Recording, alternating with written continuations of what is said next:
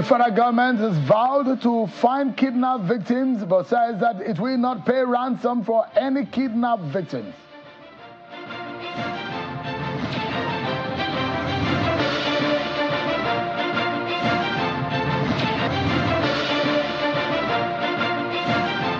And Southern Senators Forum has been revived after yesterday's heated arguments on the floor of the Senate, rising from the budget padding allegations from Senator Akeredolu.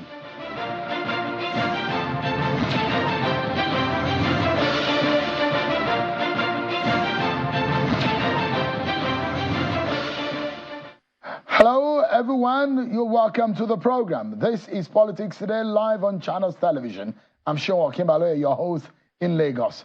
Tonight, we'll be taking off from where we stopped yesterday and the conversation on these allegations of budget padding and the integrity of the Nigerian Senate that has been called to question. The senators themselves said it, that with what Senator Ningi has said, has raised a big question mark on the integrity of the red chambers of the National Assembly.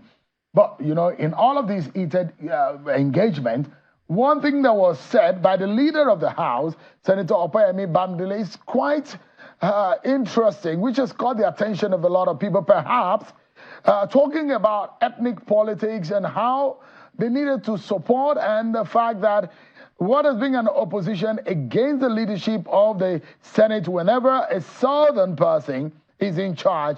Now, today we've seen a situation where they've revived the Southern Senators Forum. What does this mean? We'll be dissecting also the implications. Does the Senate even have the powers under our laws to suspend one of their own?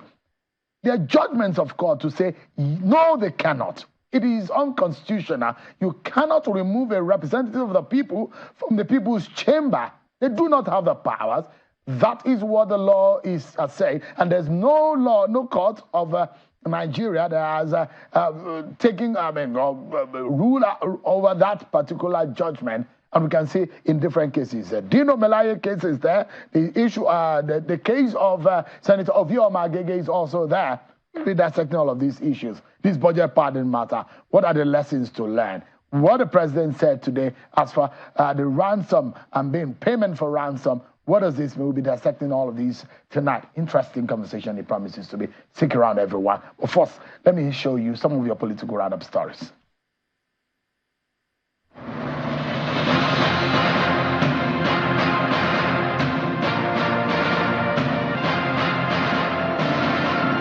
President Bola Tinubu has directed the opening of Nigeria's land and air borders with the Republic of Niger and the lifting of other sanctions against the country with immediate effect.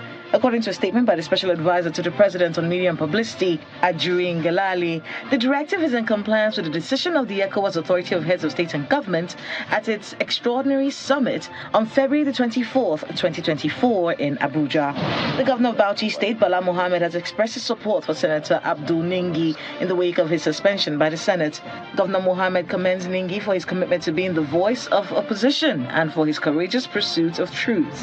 However, he emphasizes the importance of investigating the matters surrounding Ningi's suspension. The Senate has convened a private meeting with the Minister of the Federal Capital Territory, FCT, Mr. Nyesom Wike, and the Commissioner of Police, Benneth Igwe. This meeting was prompted by summons issued by the Senate 2 weeks prior, requesting their briefing on security matters within the FCT following a recent kidnap incident at the Galadima area of the Abuja metropolis. The Senate had reached this decision following the motion put forward by Senator Ned Nwoko, who emphasized the urgent necessity of bolstering security measures within the FCT. The House of Representatives has mandated its committees on solid minerals development, commerce, industry and special duties to investigate the arbitrary increase in the price of cement by manufacturers in the country. This follows a motion by Honorable Jonathan Gaza. The House also resolved that the committees should summon cement manufacturers in the country for capitalizing on exchange rate volatility to arbitrarily increase the price of the product, whose cost of production has not changed significantly since last year. The House is also calling for the resumption of the social investment program after it was suspended by the President government due to scandals revealed concerning its management. The Central Bank of Nigeria has allocated 2.15 million bags of fertilizer and 100 billion naira to the Ministry of Agriculture to cushion the effects of high prices of food in the country. The governor of the Apex Bank, Mr. Olayemi Cardoso, disclosed this during a visit to the Minister of Agriculture's office alongside the Minister of Budget and Economic Planning at the ministry's headquarters in Abuja.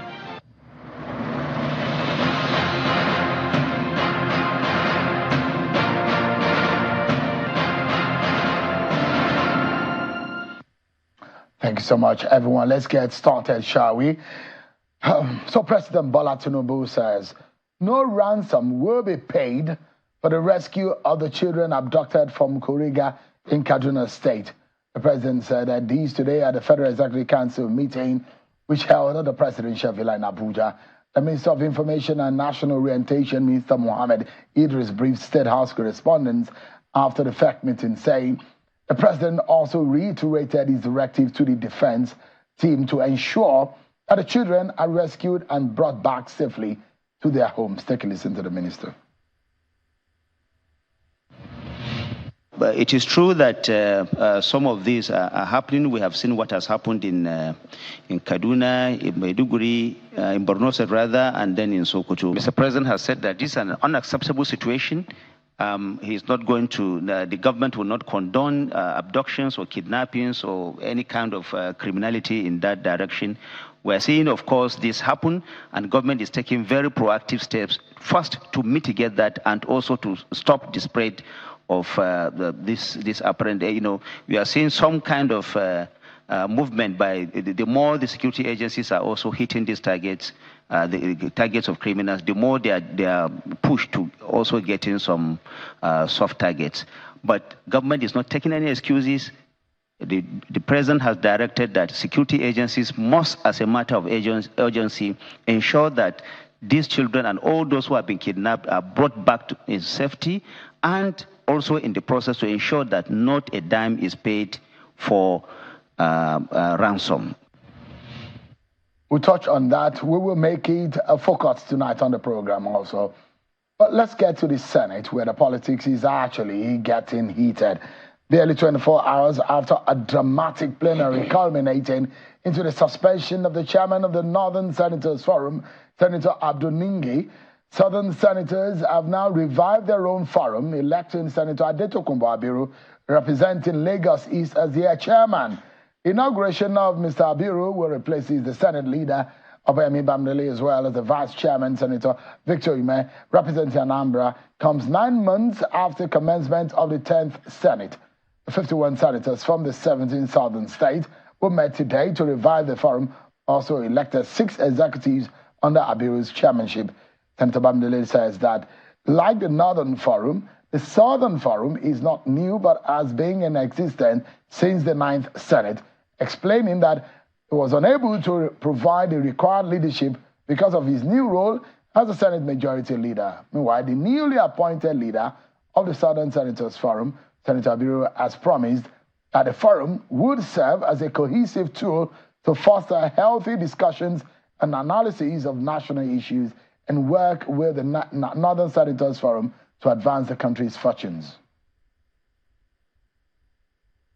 We are the new leadership now, and the expectation and the responsibility that has been bestowed on us is to champion the cause of Nigeria and Nigerians first and foremost. And of course, again, because we also live in an environment where we also have our northern brothers as well. So what we are meant to do is to also work closely with them in championing the cause of Nigeria. As it is right now, the unity of Nigeria is of uppermost importance to us, and that is what we will be championing.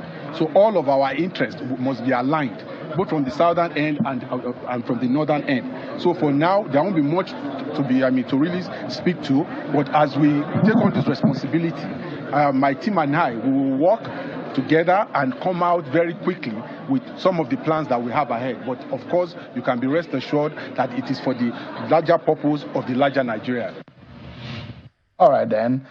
But in all of these suspension, buaha, and some of the tidal waves that we've seen yesterday, The governor of Bauchi State, where Senator Ningi comes from, Senator Bala Mohammed, has a clear support for the suspended Senator Abdul Ningi, saying his integrity is praiseworthy. He took to the formerly called Twitter platform X. The governor made this known after the Bauchi State Executive Council meeting, where he emphasized the importance of preserving dissent within our political landscape without resorting to punitive actions. So tonight, let's get talking about what happened in the Senate. What happened today at the FEC meeting. The statement being made by the Federal Executive Council looks like what we've heard before.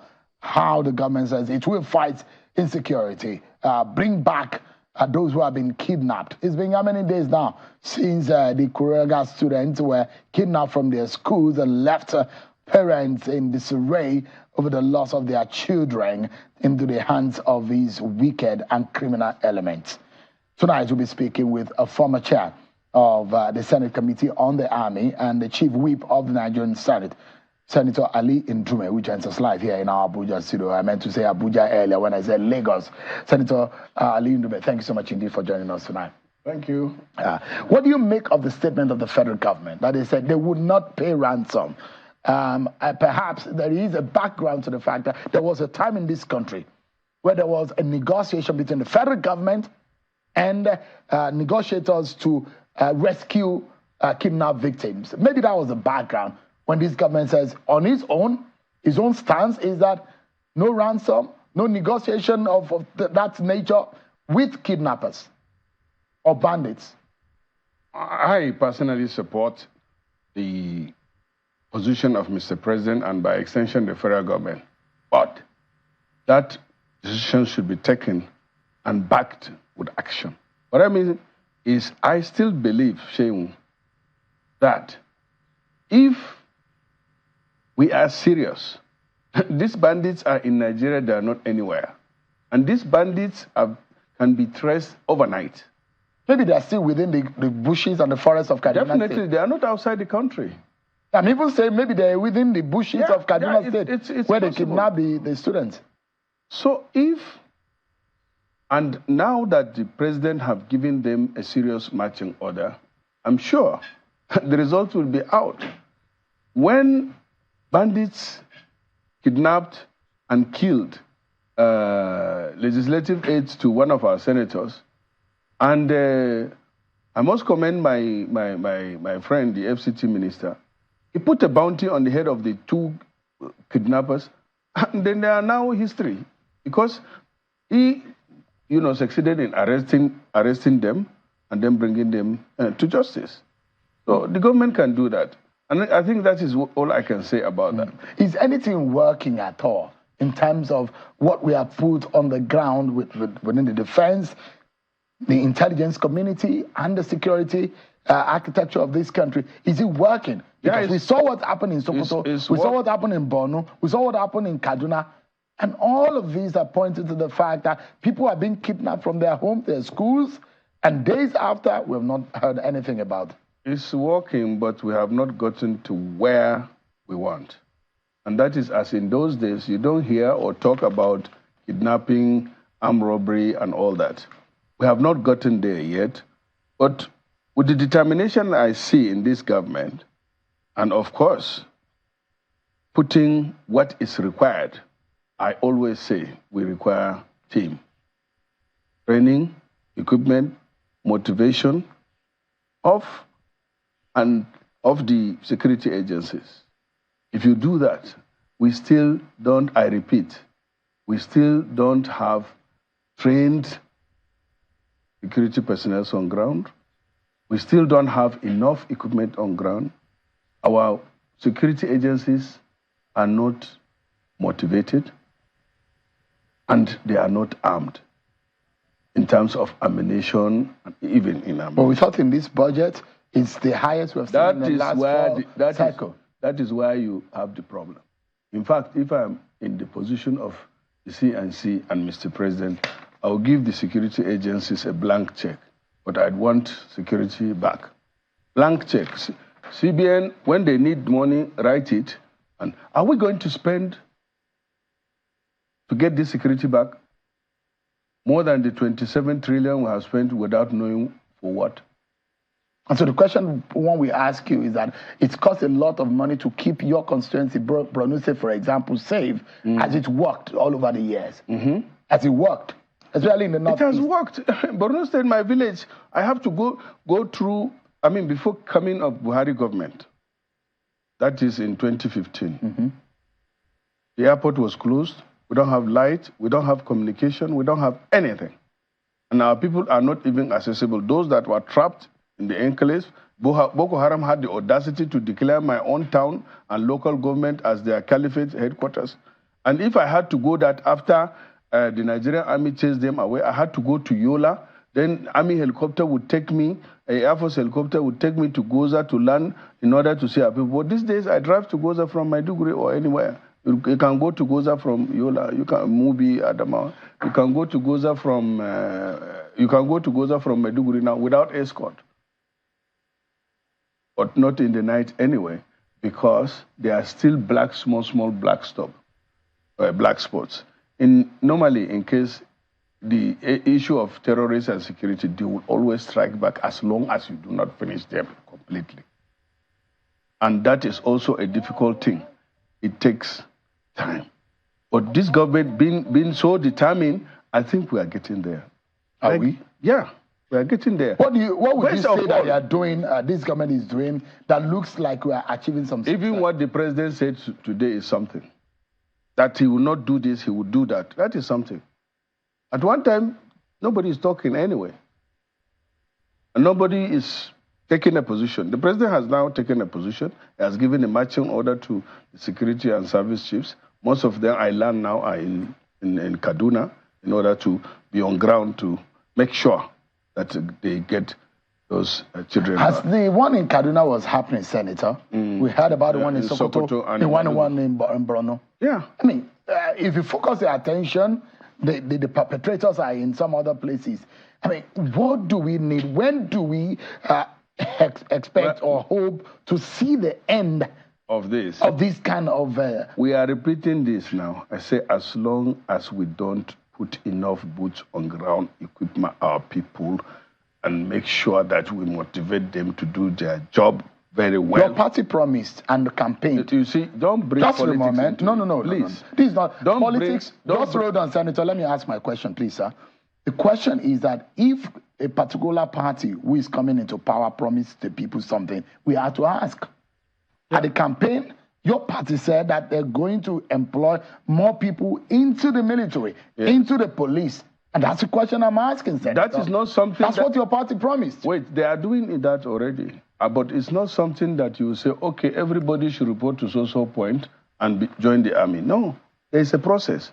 And they are doing that. Police is right now, doing the recruitment process. And the president has given them numbers to jack up the number, I think, to 10,000 or... No, we have just about 350,000 registered men in the Nigerian police force. No, the one that they are recruiting right now... It's about 10,000. Is about 10,000. Nigerian Army too have now increased their... It was limited to 5,000 or 6,000, but now they are going to 10,000 too. So it means the government is doing something. And then there is this challenge of facilities. There are some basic facilities that they need in this training. Because we pushed. I was the chairman army, as you said. And at one time I asked them, why don't you just take in the number that came for you? Because every time they do recruitment, over 100,000 youths will be there waiting to be enlisted. So just take all of them in. They say, where are we going to train them? The facilities are not there. Then we suggested too that why don't you train them in all of these NYC camps? Then the problem that goes with that is the trainers. Not everybody will train Is a trainer. Yeah, it's a trainee. Everybody is a trainee, but those that train them are people that are specialists. I ask all these questions. The same thing with police, the same thing with Air Force, the same thing with Navy. And in fact, they do take even some of these because we ask them to have special forces. These special forces cannot be easily trained locally. And most importantly, you are talking about money. That is where the problem is. When you have a serious problem, And the Constitution is clear. It says security and welfare is the main purpose of government. And then you are taking up that you are spending too much on the security agencies. That shows unseriousness. That shows unseriousness. In a budget of 28 trillion, check how much is going to security. How much is going to welfare? So much of it is going to, you know, things that are not really important. To me, I repeat, I have said it severally, that if we have to stop anything and make sure that the purpose of government is achieved, that is security and welfare of our citizens, so be it. And that should be the best thing to do. Secure the place. But this, fortunately, this president, I severally said, is responsive. Is responsive. So let's give the president a chance, and also let us be optimistic, not this pessimistic attitude that we have. Well, I mean, it's easier for those of you who are in government to think that people are pessimistic when people are actually worried. It's out of worry sometimes when people lament, when they are insecure. When people are being bombarded... Are you optimistic or pessimistic? I am optimistic. I believe so much in this country, and I believe... In the leadership of Asiwaju. I believe in what government says, but it's only when they derail from it that we begin to hold them to account. But if government says, we will do it, I believe that they will do it until they start derailing from it, then we start asking questions. There's no form of the question is that, look, the people can't speak for themselves.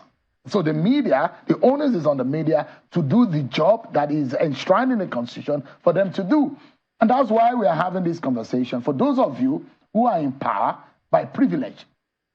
Now, the question here, Senator, there are those who believe that FRS, NSCDC, all of these paramilitary organizations, we're talking about boots on the ground, we're talking about personnel. We already have these personnel. Why don't we fuse them and retrain them?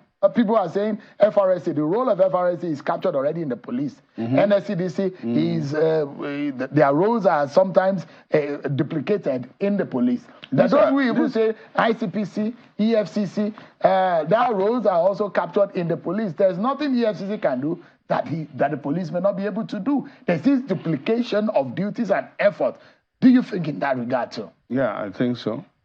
And I think the president has put in place a mechanism to align all these agencies, but I don't think they are dwelling into the areas of security. But let me say that on all this that you are talking about, I agree with you. But I have the statistics, not exact. All the security agencies in Nigeria are not up to 1 million. You'll be shocked, isn't it? The entire? The entire. Custom, DSS, immigration, in civil defense that you are talking about, federal road safety, all the people that... NDLEA. They are not up to 1 million. Go and check.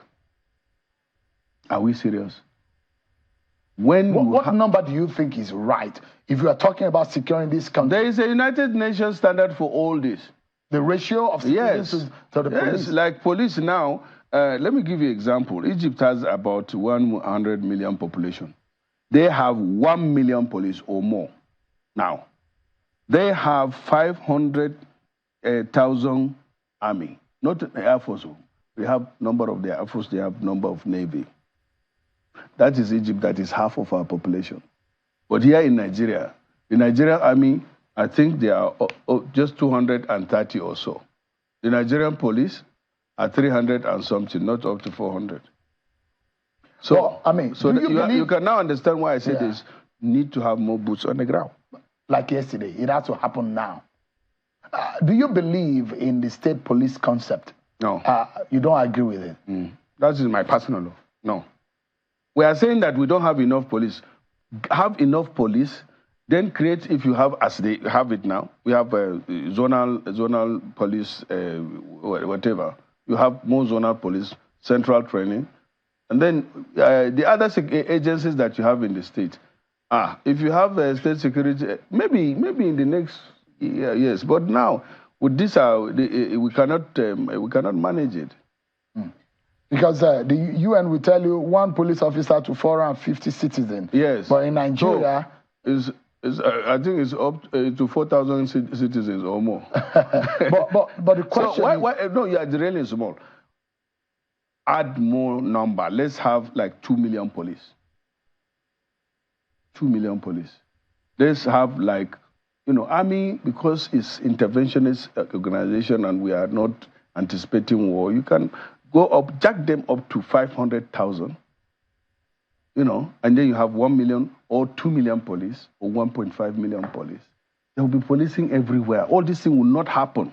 But how effective would they be? They would be if they are trained. To other federal federal states around the globe. Yes. Where do they practice this kind of policing central police system without actually having the local and community policing? How much will a man from Bayelsa State in Ndume know of Goza, where you come from? I still have them in Goza. This Nigerian army, they recruit and post them everywhere. No, I'm talking about the police. Yes, even the police. They don't have problem with that. When I was growing up, we had police that are Yoruba, that are Igbo, that in Nigeria then, Nigerian police, they posted to Goza and they stayed there. And in fact, I have some people in Goza where they grew up, the DPO. I think one couple of them made a family because when they are posted newly, they stay there, they marry from Goza, and that is good for the country. The problem is not whether it's state or something. The problem is that we don't have the number and they are not equipped, armed, and motivated. But Senator, why don't you believe in state policing? Our system. In America, for example, you are from the south. If you want tomorrow, you can go and live in Maiduguri. And once you meet the minimum standard, nobody will tell you, this man is Yoruba, this one is this. No, you're an American. Hillary Clinton, decided to stay in New York and she contested and became a senator. In Nigeria, you cannot do that. Even in your state, they will say this tribe, and then they will go back to say this religion. That is what we are doing. You can't do that. It's not the same. America is one. But Nigeria is 440 in one. 440 or more in one. You know what I mean by that? Mm-hmm. Yeah, we have over 440 tribes in Nigeria. Every tribe is claiming, except the few, Yoruba, Igbo, Hausa, Fulani. But many of us, like me, I cannot speak Kanuri in Borno. I don't speak Kanuri. I'm not Kanuri. I'm not Fulani. You don't speak Fufude? No. My father does. You don't speak Kanuri? No. You don't speak, but you speak good Hausa. Yeah, Hausa is decent because it's the northern language, generally. Like in all other places. I'm not the only one speaking Hausa. All northerners mostly speak Hausa. So, give us an understanding. So if there is a vote today for state police, will you vote? I'll not. I am straight. I'm not. I will vote for strengthening the police, not state police. Those are those who are saying because they will be abused. We should have the armed forces. We should have the Nigerian police force. No, I'm saying, based on what I asked you earlier, that those who are saying, let's have the policing that will do the internal security. Let's have the armed forces. Which one internal? The armed forces are not supposed to be doing what they are doing now. They are supposed to be there to defend the international integrity or, territorial integrity of the country. Territorial integrity of the nation. But they are engaged in 35 states or even 36 now, doing security job that the police is also ordinary. So if you were the president, what would you do differently? I will continue to recruit more police, train them effectively, and deploy. Do you have that money? Yes, we do. How much is given to police now? What is our budget? How much are we spending on less than 1 million civil servants? How many are we spending on 469 National Assembly members? Essentialities of government is not even a priority. Up to now, we still have issues with salaries of university lecturers. We have issues with the Nigerian army, even their security agencies. We are paying an army recruit less than 50,000. You are paying police 50,000, and you expect Magic? No. You gave him a gun. And you give him a gun. And bullets in it. And bullets. Or anyway, they don't even have enough bullets. So we don't look serious as a country to tackle the insecurity. Yes, when it comes to it, you cannot ask for security by just securing yourself and exposing the security man to a risk. They don't even have enough gadgets. No, what do you call this? The clothing, they wear, the gears. Bulletproof jacket. I've seen them, I've worked with them. They don't even have good place. They are speaking, they sleep in most places, like in the theater, in a shelter that made out of bamboos. Bamboos are, no, bamboos is not in the north now. This thatched this thing, grass. And you know what the insurgents were doing at one time? They would just come and put fire in that place, and the soldiers will be running up and down, and they attack them. That's why they come, like 10 of them or 20. And then they will displace our soldiers that are like 50 or 100 that area, because they don't have, if you go and see them, you pity them. Senator, we're due for a break. And I wanted to know, because there are those who have blamed some of the vigilantes that have worked in Zamfara and some northwestern state, and they are linking them directly to some of the resurgence of these bandits that we are seeing. Are you worried about that scenario playing out? I am, and that is because we don't have the necessary security number on ground. Yeah, going back to what I'm saying, it's true. And because these people are not paid, these people are volunteered, and even when they volunteer, there is no control, there is no checking, they are not well paid. So, and they will do anything to compromise that security as long as it does not affect them directly. I mean, the government has said that they will remove police, VIP policing for people like you. I don't have police. You don't? I don't. You agree with that decision? Yes, I agree with that. You don't start, piling security in their houses. And look, I was attached with 3 secret police. That time, because the government wanted to kill me. What do you mean the government wanted to kill you? Yes, they tried to kill me that time because they say I'm sponsor of Boko Haram. So the IGP, as at then, attached security to me. And I told him I don't need one. And then I came to understand that it's safer for me to have a secret police, not because of my security, but in case they come say, I went to a meeting with the Boko Haram, they will be there to give where, when I was. So that's why I ended up with 1 plain clothes police. I don't have police in my house. Go and check. I don't have police in my house in Maiduguri. Go and check. The only police that goes with me is the one that is spying on me. So you think that this is the way every politician and VIP should be behaving in Nigeria? Yes, yes. No police but escort, nothing. You see that day when we invited service chief, the police and all their this thing would, even with in GMG in Abuja. No. I support that fact that they should take away all their police. We don't have enough numbers anyways. What? We don't have enough police. If you go to National Assembly now, in the front of our district is full of security men. You have to be looking for a way. Yeah, I don't support that. All right. Let's go on a break, everyone. If I cannot, then what of my people? The people I represent, do they have police? In my local government, the total number of police is not up to 30, is it, or 40? In my town. And then somebody, one senator will be going around with 10 police, 7. Member House of Rep, everybody in the house. That is one mobile with him. Some even give security to their wife. Others give their security to their children. I'm against that. We'll take a break, and when we come back, the politics of the National Assembly gets our attention. Senator Ndume is still with me. I'll be dissecting all of that. Now, we have an active Southern Senators Forum. What does this mean? I will remind everyone what Senator Kwame Bamidele said on the floor yesterday, and perhaps maybe the reason why we're seeing what we're seeing today, plus the budget padding allegation, our eyes are not off that radar.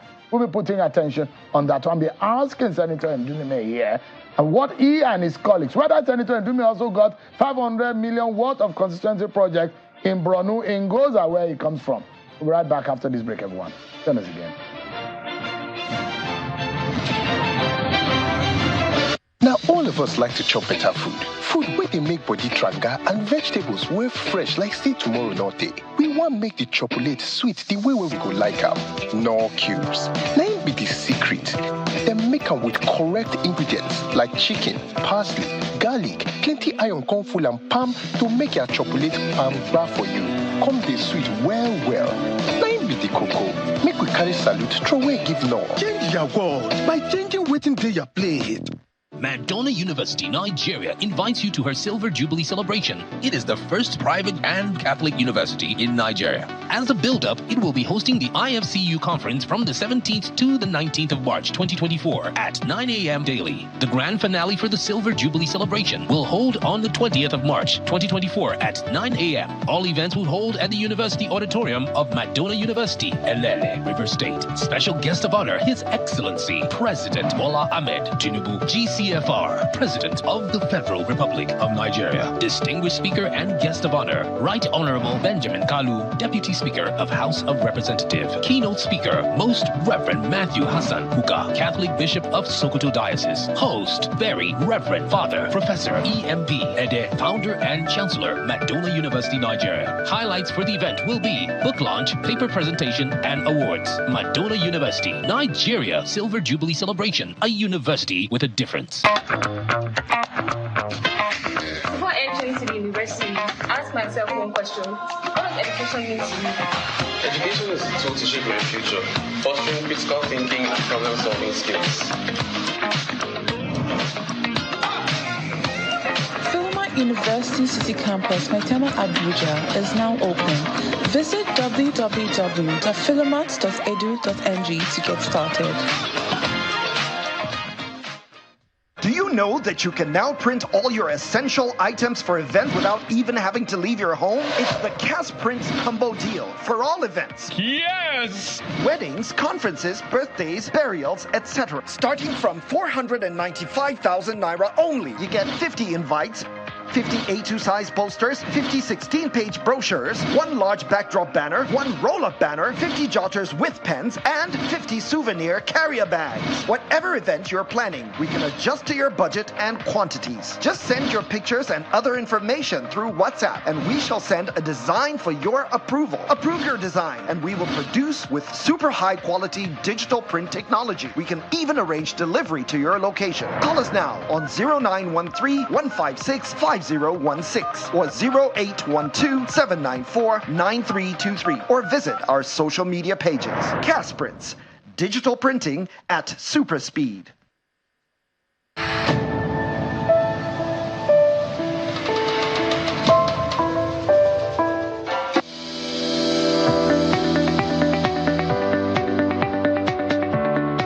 The Duchess International Hospital opened its doors in October 2021.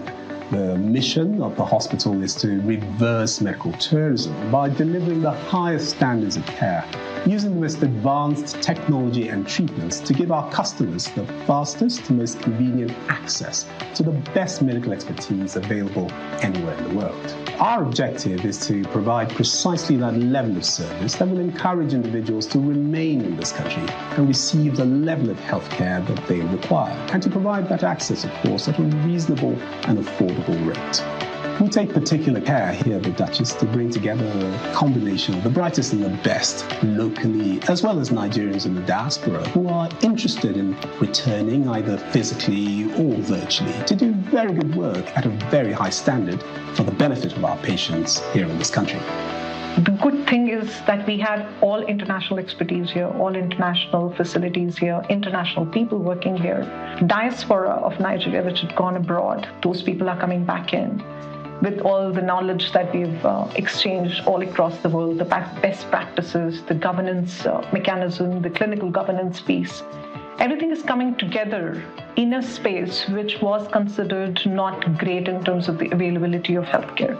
Access Bank, of course, has been able to provide us with a robust range of products and services that has enabled us to deliver that standard and quality of healthcare that is integral to our mission as an organization.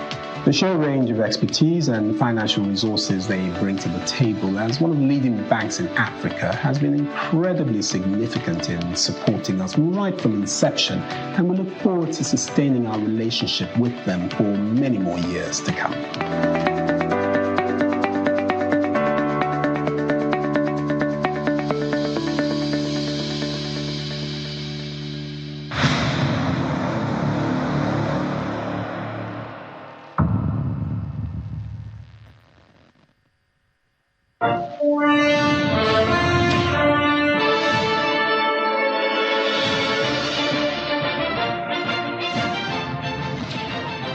Thank you so much, everyone, for staying with us. Let's get back into the conversation with Senator Ali Ndume. Thank you so much, Chief Whip, for talking to us tonight on the program. Thank you.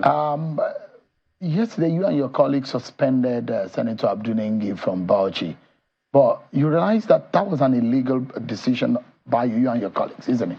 I don't know. You don't think it's an illegal? Well, you've been punished also by your colleagues. Yes. Suspended. The difference is I was suspended on the facts that I presented. I was suspended because there was serious allegation then that Saraki illegally imported a bulletproof Range Rover without paying the duties. And it was also an allegation, not allegation, there was a proof that actually Dino Milai didn't have a certificate. And, I proved that. The Range Rover, purported Range Rover, is now being used by EFCC because it was confiscated and the president gave EFCC then. And up to now, again, that issue of whether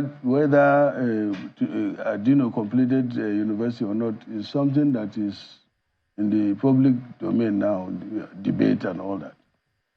But then they went ahead and suspended me for 6 months, which was illegal. I went to court, and the court said it was wrong. But then I've served the punishment. The punishment. But the advantage is that the court ordered that all my entitlements should be paid. That is the biggest savings that I've ever made in my life. But the question here is that there are judgments of court. And I mean, they're recent as to the one, Senator Ovio Omagege, that the court has laid its precedence. There's a precedent by the court, and that's not been shifted, and it has not been ruled over. That the National Assembly does not have the power to deprive the people of their constituency, of their representation. And there are those who argue, Senator, that whatever Senator Ningi did was outside of the chamber. And there are those who are arguing that it has criminal in nature that should have been reported to the police, which has jurisdiction to act on it. Do you agree? No, I don't. Look, I don't want to go into that. His governor is strongly behind him. Yeah, it's natural. There are some members in the Senate. I tried yesterday, as you could see, if you watch, not to get to that level, but I didn't succeed. And when they put it into voice vote, you still had people that said nay. So it's normal in democracy like ours, where the majority will have its way and the minority have its say. I said yesterday, I tried to douse the tension and try to beg Ningi to apologize and also to beg the presiding officer to, you temper it. But what worried me yesterday, let me be honest with you. I sit next to the leader. The leader of the Senate was very angry of what Tinubu did. And Senator Ningi did. But honestly, to me too, it was wrong. What he did was wrong. Because I was involved. In the first instance it started, there was, remember, I discussed with you, when they said the capital project in the budget was skewed to the south, and that out of the 15 trillion, south and north got 2.5. and that this. So I came here and I told you that the total in that time that was brought before us by the president is not up to 9 trillion, it was 8.9. And they are talking about skewed capital projects to the south, and the total adding up to 15 trillion. That 15 trillion is strange. Even with the amendment that we made, the capital component of this budget is not up to 10 trillion. So what you're saying is that Senator Ningi, in your own, in the sensibility of some of the senators that are angry, was trying to ethnicize and politicize that is it. The budget. That is it, which was wrong, totally. Ningi shouldn't have done that. You know why? Because I'm involved. I told him, when he brought the figures, he said, the first instance, I said, get a consultant to analyze the budget. If the North is shortchanged, we'll stand up to that. We will not agree. We will not. And I still say it here, that if the North in any way is shortchanged, I will not agree. But there's no evidence. How can I say that the South have shortchanged us if I don't have any evidence?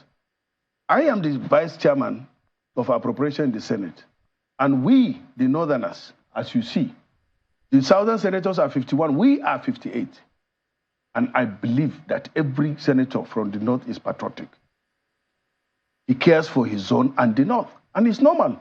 And it's also okay for our 51 senators from the South, as they did today, to come together to protect the interests commonly.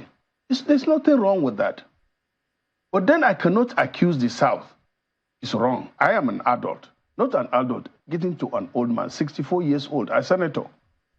If I see facts, I told Ningi when he says so, I said, oh, let's go to the public. Was this discussed on the senators, Northern Senators Forum? Yeah, they were the senators at the Northern Senators Forum, and they agreed, I was not there, to see the Senate President. I was there because I was asked to be there. Ningi asked me to be there. But I told him if he has evidence, let him show me, and I'll be in the forefront. In fact, I told him that we'll do a press conference. You read this thing. I will sit on the left, and the cow will sit there. And then we'll get another person from all the northern geopolitical zone to present our point to the public. To my greatest surprise, when he agreed that we should see the Senate President, and the Senate President, after his presentation, he said, well, I don't know anything about this. Let me have the document. I will get somebody to analyze it, and then we'll know the next step. And going public the way he did is not the solution. Because, yes, let's assume that the North has been shortchanged. The next thing is, how do you pay us back? If you are supposed to take 10, and I'm supposed to have 10, and I discovered that you gave me 5, and then you took 10. The next thing is, give me my 5 balance. Okay, where do we get it for you? We do a supplementary budget. We do environment. We do amendment. Well, Senator, some of you are senior senators, as in quote, and ranking senators, who are said to have taken about 500 million value of constituency project.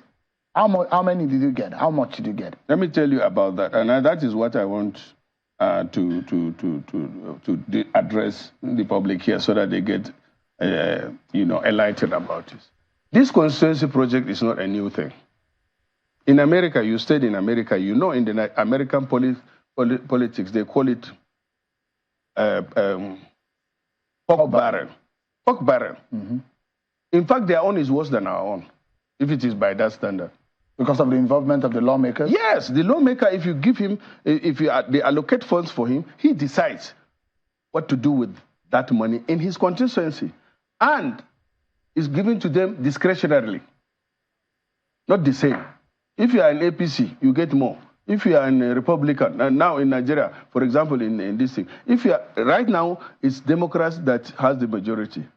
So most of the Democrats, lawyers, senators, lawmakers, will have more than their counterpart as a Republican. Is that what is playing out in the Senate? No, we are very nice to PDP, despite the fact that they didn't treat us like that when we were... But you got 500 million, and some of the ranking senators in PDP... Put it in your record. What did you get? Wait now. Each senator, not get, I don't want... value of constituency project? Allocated. Each constituency or each senatorial district, for example, all the senators have 200 million naira as their constituency project. But I'm a leader. And that is the difference. 10 of us are leaders, including the ones in the opposition. They get more than the floor members. The floor members. It's normal. It's they agree. But the difference now is in those days anyway, that decision is taken by the senators. We have what they call Senate Budget Committee before. But now, the floor members entrusted that to the presiding officers. You understand? That's the difference. So most of the senators don't know what I get. And I will not tell you. Since I didn't tell my colleagues now. You can tell us here. No, because some of your No, but my colleagues know that I got better than them, more than them. But you get up, maybe you got up to 1 billion. It doesn't matter to you now. I told you my colleagues know that I got more than the 200. Maybe 500 and million. There's some, yeah. No, look, you can't just pull this from. I've told you the truth now. I got more than the floor senator. It's normal. Because the senator from Cross River said that every one of you are corporates. You are all in this, and you all got, and the disparity was there. Yeah. It's disparity now. We are not all the same. All animals are equal, but some are more equal. The question is... Wait, now, I'm telling you. Yeah. All animals are equal. Some are more equal than the others. That's what the case is. That's what the case is. So the question and the other animals, assume, the other members know that, and they have agreed to that now. Senator, the allocations which perhaps Senator Ningi was trying to make in the non-transparency of the line items, in breaking down the details of the line items, which amounted to about 3.32 trillion. Yes, I'm going to give you the breakdown. Why didn't the Senate give the breakdown? No, it's not the responsibility of the Senate to do that. Whose responsibility is that? You know, like now, where would the figure? Let me give you, please. Because the public is watching us and they are listening. You understand? So don't be this thing. Just calm down. The Nigerian Judicial Council. That is the figure that we have it. We have the table. Table. NJC 341 million. NAS billion. NAS 344 billion. Public Complaints Commission 14 billion. INEC 40 billion. And all of that, TED Fund 700 billion, all coming to 3.32 trillion. Thank you. Why didn't that details being provided to the public? Go to those organizations. For years, for ages, we have been categorizing them as statutory transfers. But it doesn't mean that the details should not be provided to the public. No, it has not been like that. Are you going to change it? Go to INEC. Under Saraki, NAS budget, the details of NAS project for the first time was given to the public. No, not only NAS. The details of the project have been given for the first time. That's why I said that is an APC government. In PDP, you have never seen that kind of a thing. We have been passing budget. I was there in the minority. There's no details. We just passed them. Now it's the same PDP now that is saying that this government is not providing details. During PDP, we don't know. We just passed the summary of the statutory district. Senator, we're out of time. And I would like you to close by letting the Nigerian people know, because there is a lot of distrust in the Senate. And some of your colleagues said the integrity of the Senate is called to question, because a lot of the Nigerian people are not benefiting from this constituency project. A lot of the constituency project are abandoned. With Channel Television and budget using the program tracker, we track most of these projects abandoned. Money have been pushed out, but no benefit to it. What can you tell, as a leader in the Senate, the integrity of the Senate is called to question. What guarantee do we have? That is not true. Let me put it capitally. That is not true. Because the executing agencies are not a National Assembly member. Oh, you have the role. Wait now. That is the problem. When I'm talking, you are talking.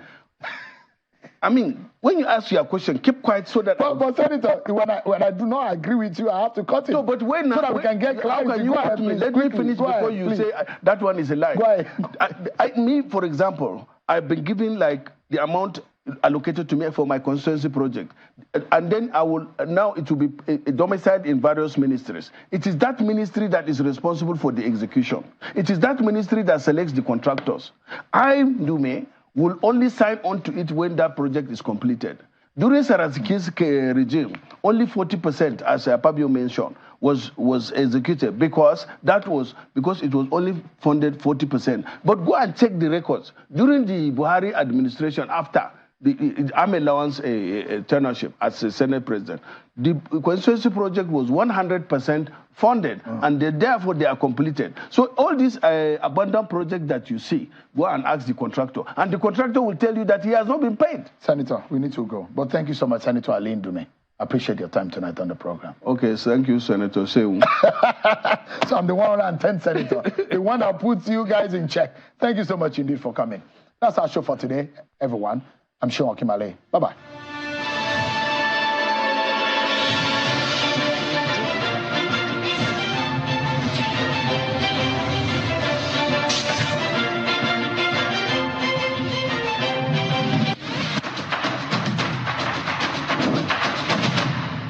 Welcome to Democracy 101 in 5. I am Yetunde Bakari.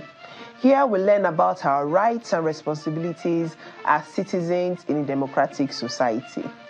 Democracy 101 in 5 is an initiative of Yaga Africa with the support of the FCDO. Today on the show, we answer this question: what happens when the president does not assent to a constitutional review bill? We went on the streets and asked these questions to some Nigerians. This is how they answered. Of course, the National Assembly can bypass the president if 2/3 of the National Assembly can sign the bill. If the president doesn't assent to a bill, it cannot be a law. If the president refuses to sign the bill, the majority in the House can bypass and sign the bill without the president. Indeed, the president's assent holds significant weight in the legislative process. However, let's not overlook the ultimate powers of the National Assembly in ensuring the passage of bills. Section 58 of the 1999 Constitution, as amended, serves as our guide through this seemingly complicated legislative procedure. Let's break it down, shall we? The power to make laws rests with the National Assembly, and bills must pass through both the Senate and the House of Representatives and requires the president's assent to become law. Now, here's where it gets interesting. A bill can originate from either chamber of the National Assembly. However, it must be passed and assented to in accordance with the provisions outlined in Section 58 of the 1999 Constitution as amended. So picture this. A bill makes its way through the lawmaking process in either the House of Representatives or the Senate. Only when both chambers agree on any amendment and pass the bill, then it is presented to the president for assent. And what if the president decides to withhold assents? According to Section 58, subsection 4 and subsection 5 of the 1999 Constitution as amended, the president will communicate reasons to the National Assembly on why he is withholding assents. The bill shall again be presented to the National Assembly at a joint meeting, and if passed by 2/3 majority, the bill shall become law and the assent of the president shall not be required. This intricate interplay between the executive and legislative branches underscores the checks and balances inherent in our democratic system. That's Democracy 101 in 5. We want to hear from you. You can reach us on any social media platforms at Yaga. You can also watch this episode and other episodes of the show on our YouTube channel at Yaga1. Thank you for watching. See you next time as we provide more insights into the workings of democracy and institutions of government. Remember, you have the power to make democracy work for you. Use it. I am Yetunde Bakari. Bye for now.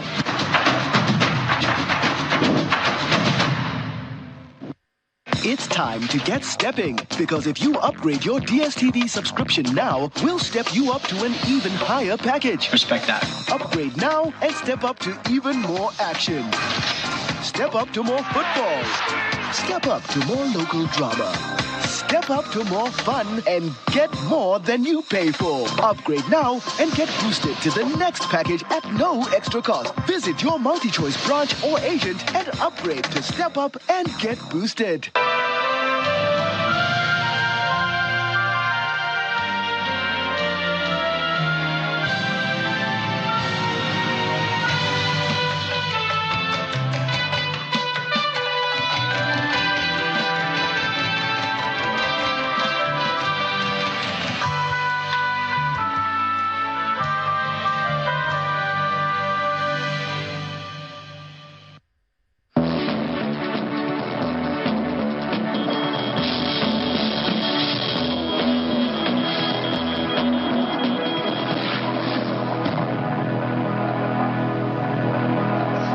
And welcome to News Track on Channels Television. I'm Anne Nwawadu. The top story